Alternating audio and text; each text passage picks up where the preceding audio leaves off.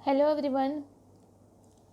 Accounts में हमने कल accounting as a language of business, accounting as a art वो किया था।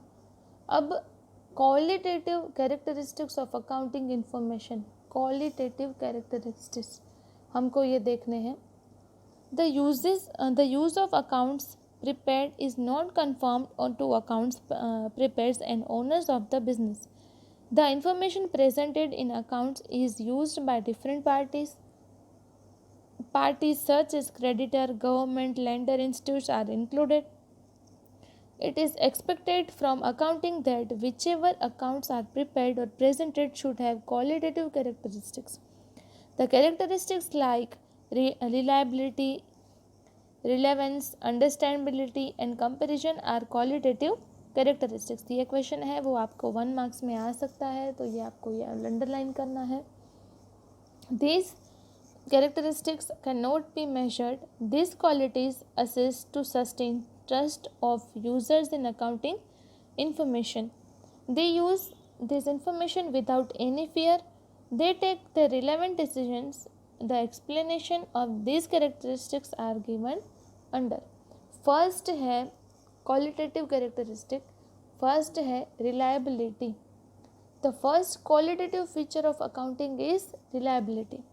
The users of information believe that prepared information represent real picture.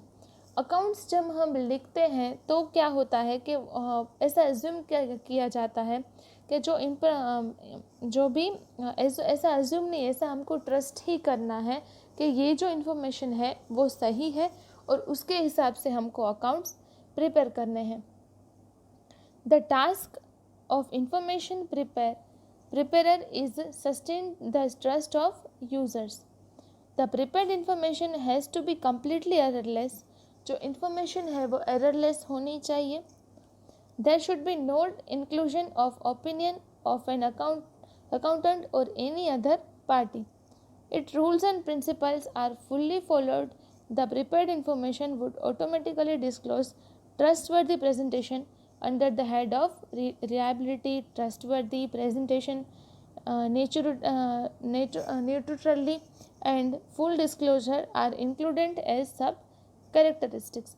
ये जो सारी चीज़ें हैं ये आपको थियरिकल बेसिस पे ज़्यादा से ज़्यादा आती है और आपको ये क्वेश्चन कभी कभी एग्ज़ाम में पूछ भी लेते हैं।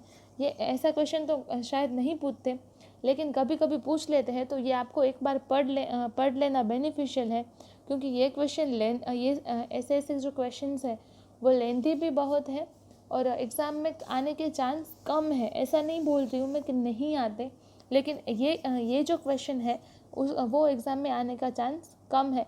लेकिन जो वो 1 मार्क्स का मैंने बोला था कि ये क्वेश्चन आ सकता है, the characteristics like reliability, relevance, understandability and comparison are qualitative, तो ये आपको याद रखना है। और ये जो उसके जो सब पॉइंट्स है उसके अंदर की डिटेल आपको एक बार पढ़ लेनी है, तो आप उसका आंसर आराम से लिख सकते हो। सेकंड है relevance. Relevant information is the information which meets the users and its component enough to meet the needs of users of information.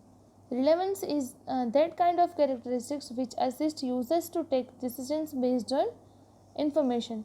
The information prepared or presented by accountant has to be of such kind on the basis of which investor can decide that कभी कभी relevance में क्या होता है कि ऐसी situations होती है उसमें इन्वेस्टर को डिसाइड करना पड़ता है कि कभी कभी जो डिसीजन लिया गया था वो अप्रोप्रिएट था कि नहीं था, whether the present decisions are appropriate और नॉट, और प्रेजेंट में जो डिसीजंस लिए हैं वो अप्रोप्रिएट है कि नहीं है, और जो फ्यूचर में डिसीजन लेने वाले हैं वो भी अप्रोप्रिएट है कि नहीं है। तो ये सारी चीज़ें हैं वो इसमें देखी जाती हैं। In brief, presented information should be useful in the context of past, present and future. तो रिलेवेंस में हमको सिर्फ इतना याद रखना है कि मतलब याद रखना है और उसके हिसाब से ये सारी चीज़ें आप लिख सकते हो कि presented information should be useful in context of past, present and future decisions. तो ये आपको याद रखना है। थर्ड है अंडरस्टैबिलिटी। In addition to relevance, the presented information should be of the kind which can be easily understood and interpreted by the information users. Understandability means provided information should have clear meaning. Understandability मतलब क्या कि जो भी information provide की गई है उसका meaning clear निकलना चाहिए। अकाउंटिंग में जो भी रॉ डेटा दिया गया होता है उसका जो मीनिंग कुछ नहीं निकलता है, क्लियर नहीं है, तो उसकी एंट्री हम कैसे कर सकते हैं। तो सबसे इम्पोर्टेंट चीज़ है अंडरस्टैबिलिटी, कि वो कोई भी पढ़े तो उसको समझ में आ जाए, ऐसा होना चाहिए। At the same time, preliminary knowledge of business activities and accounting is expected from the users of information. और जो अकाउंटिंग प्रिपेयर करते हैं उसको भी अकाउंटिंग का थोड़ा बहुत नॉलेज तो होना ही चाहिए, वरना उसको अकाउंट कैसे प्रिपेयर करना है वो पता नहीं होगा। Accounting has its own terminology, rules and principles. It information user is not account which this he will not be able to understand presented information easily. In brief, information presented in account should have quality of understandability. The user also should have knowledge of expected content. अंडरस्टैबिलिटी में वही कि सामने वाले को उतना knowledge होना चाहिए और जो मीनिंग निकलता है प्रेजेंटेड इंफॉर्मेशन का वो क्लियर मीनिंग निकलना चाहिए, उसके 2 या 3 मीनिंग नहीं निकलने चाहिए कि सामने वाले को कुछ समझ में ही ना हो कि ये इसका मीनिंग होगा क्या, ऐसे इन्फॉर्मेशन नहीं देनी चाहिए। अब फोर्थ वन है कि comparability. Another qualitative characteristic of accounting is comparability. Accounting information should be prepared and presented in a such manner where user can undertake comparison of profitability and accounting solvency of 2 periods. Due to quality of comparability, users take their decision by undertaking the comparison of result of 2 different periods. In case of company accounts, it includes accounting information of previous year and current year for income statement.